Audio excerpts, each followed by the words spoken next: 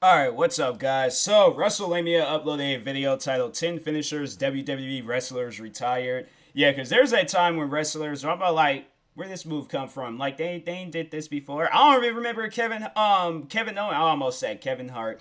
But no, I don't even remember Kevin Owens, his original move. Like, he just started doing the stunner, and I'm like, bruh, he's done the stunner so many times, like, I don't know what his original move was. Like, dang, it's like probably it's gonna be like wrestling moves they retired and wrestling moves that you forgot about. But no, let's go ahead and get into this video, guys. If you haven't, make sure you go subscribe to WrestleMania for more videos like this. But in that being said, let's get into Now, this it's rather video. common in WWE that the first finisher used by a particular wrestler isn't the finisher they keep throughout their career.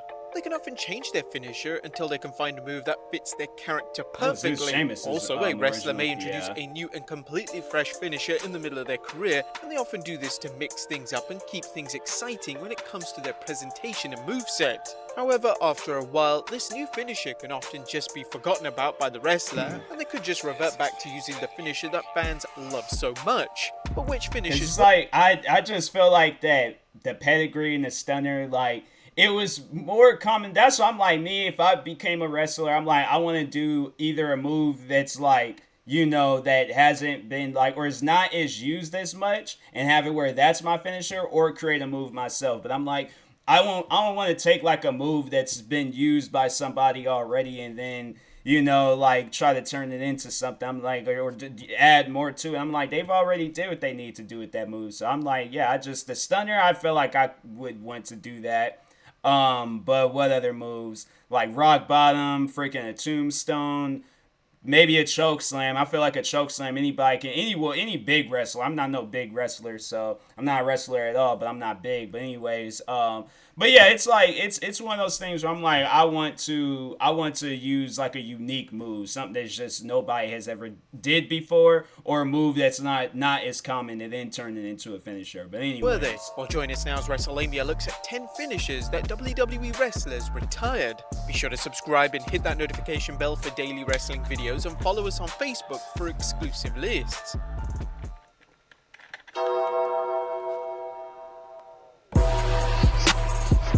Love that intro song, man.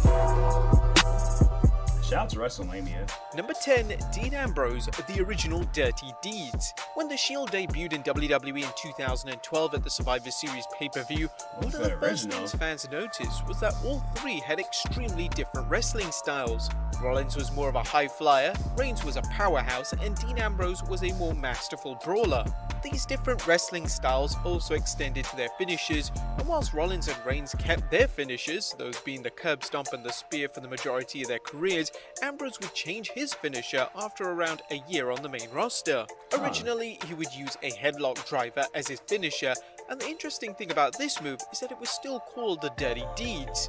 The move was rather underwhelming, especially in comparison to the curb stomp and the spear. Although, is the spear really exciting anymore? But anyway, although the move was indeed kind of lackluster, it did win Ambrose his first singles title in the WWE when he would use the move to win the US title from Kofi Kingston at 2013's Extreme Rules pay-per-view. Eventually, Ambrose would change the move and would start using a double arm DDT, which is still the move he uses as his finisher to this very day in AEW and New Japan.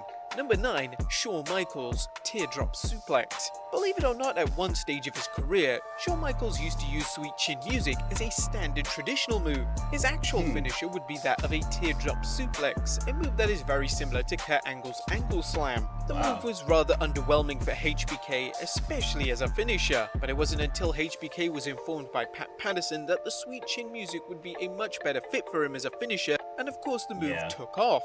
Speaking to Sam Roberts, HBK would reveal, when I first went singles, I was trying to use what I believe. Like, okay, I'm like, you're gonna have to warn somebody when you just cut from your voice to Shawn Michaels. But I'm like, but if that ain't Shawn Michaels talking, then that's still the OG guy from WrestleMania. I'm like, you got a good Shawn Michaels impersonation voice. That's crazy. But I mean, yeah, we know that it's Shawn Michaels. But I was like, dang, whoa, wait a second. Later heard was called a teardrop suplex. I didn't, I just was a double underhook, like a crotch to guy and suplex him. So I was using that one, and then Pat Patterson came to me one day and he said, He said, I like it. He said, but he said that kick. He said the kick is actually more impactful than the suplex. What do you think about using that one? And I was still new as a singer. So sure, heck, I'm just trying anything. And so we did that, and then it just sort of kept going. And then whatever. Then you start adding some more flair to it, and then all of a sudden, and eventually you do it long enough. One day it begins to take on this life of its own. Number 8, Chris Jericho, The Breakdown. Iconic In moves, 2001, Chris the Jericho most believed that iconic he movie needed he a more does. new, impactful finisher. He had the Walls of Jericho and the Lion Salt, but he wanted something fresh and unique. Therefore, he came up with a new move called the Breakdown. Now, the Breakdown was basically a full Nelson facebuster, just like the Miz's skull-crushing finale, something he wasn't too happy with the Miz using. Now, one of the issues with the move, and one of the reasons why the move was retired so quickly, was that it was completely lifeless in comparison to Jericho's 2 other finishing moves.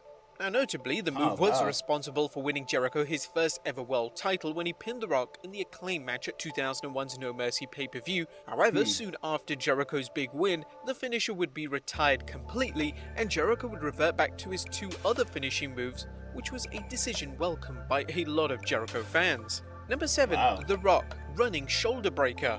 Before The Rock became one of the most popular and successful WWE wrestlers of all time, he was struggling to connect with the audience in WWE. His initial character was bland and lifeless, and the fans completely rejected him. It wasn't until his transition into a heel in '97 that the real Rock finally surfaced. Prior to the introduction of the Rock Bottom and the People's Elbow, The Rock was using a basic running shoulder breaker as his finishing move. The finisher would be underwhelming for any wrestler, never mind somebody like The Rock. Luckily, 7 months after his debut, he would debut the Rock Bottom, a move that nobody in WWE was doing at the time. Another iconic move. The People's Elbow would quickly follow. The Rock would soon become a WWE megastar. Number 6, Braun Strowman, Triangle Choke.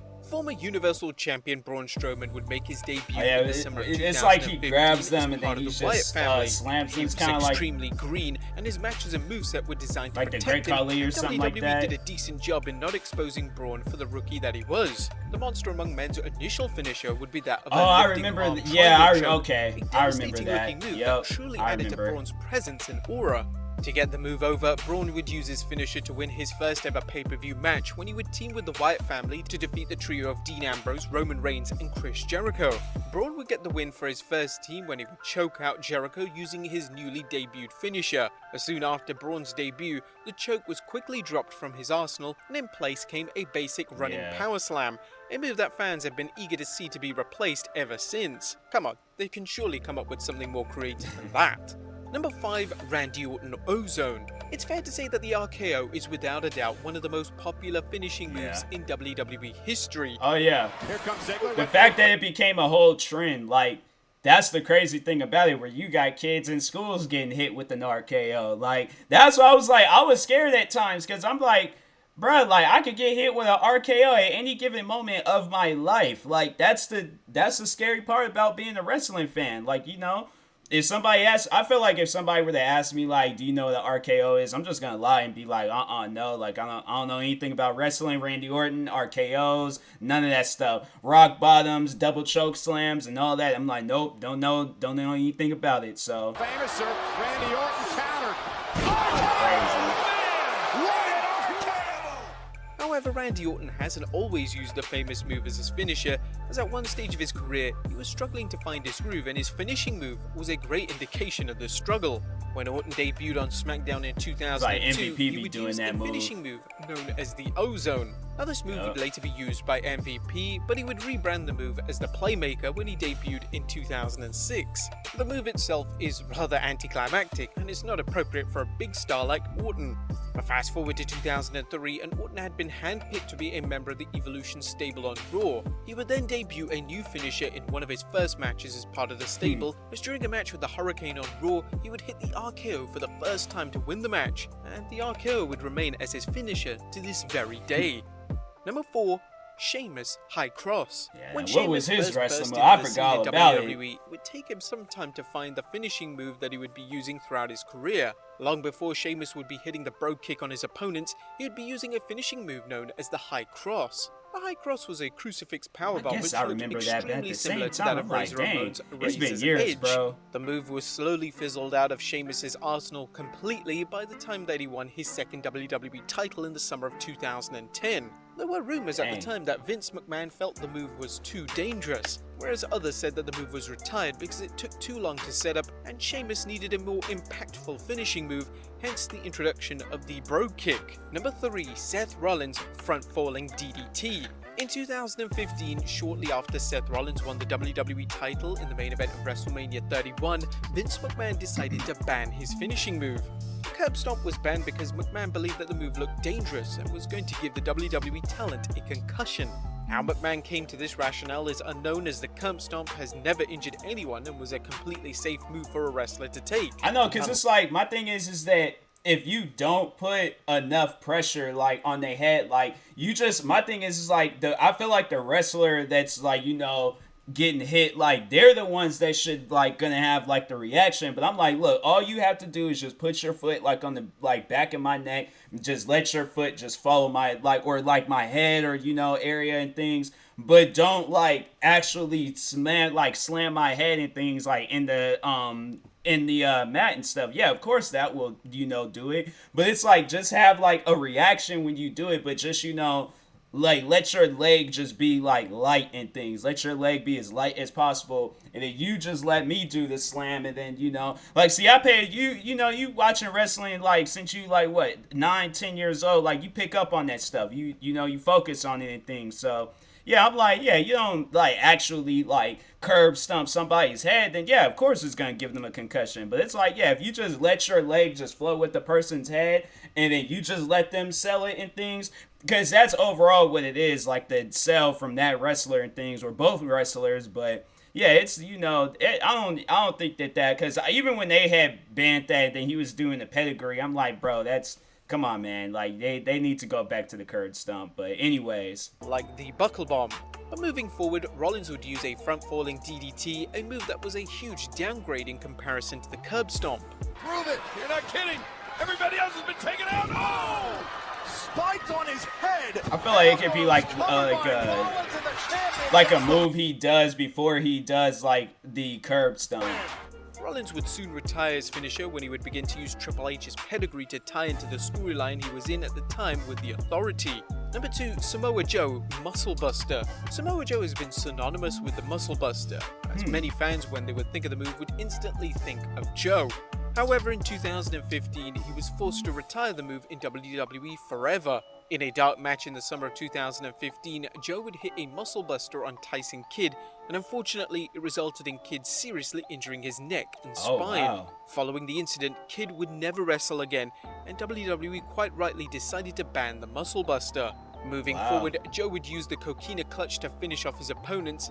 It's unlikely that the Muscle Buster will ever be used on WWE programming ever again. Dang, and number 1, I didn't know, Brock Lesnar. I honestly, I knew that Tyson Kidd, like, he got injured, but I didn't know it was for that. Dang, that's crazy. Wow. The Chimera Lock. One of the best things about Brock Lesnar when he returned to WWE in 2012 was that he was able to add MMA-style moves into his arsenal. One of these moves was the Chimera Lock, a move that looked absolutely devastating, and one that Lesnar would use as his finishing move. The move itself would even make Triple H tap out in the main event of SummerSlam in 2012. However, the finishing move was quickly fizzled out as one of Brock's finishing moves, and eventually would rarely, if ever, be used at all.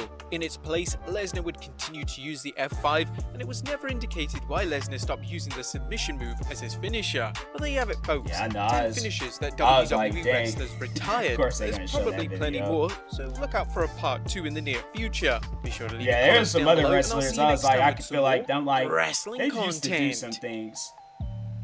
But yeah, when Brock Lesnar, when he was out there breaking people's arms, because that's when he came back for that second run, and I was like, dang, I was like, are they okay? I was like, I don't think it should look like that. That's scary. But anyways, this was a pretty good video though. It's good to, you know, see some of them, like, these moves. I'm like, I guess they did do that. I just don't remember. But yeah, for some, I was all like, Sheamus's move, I'm like, I feel like I remember it like faintly and things. But other than that, this is a pretty good video. Make sure if you guys haven't, go subscribe to WrestleMania for more videos like this. Like, subscribe to me too. I will talk to you guys later. Thank you guys for watching, and peace.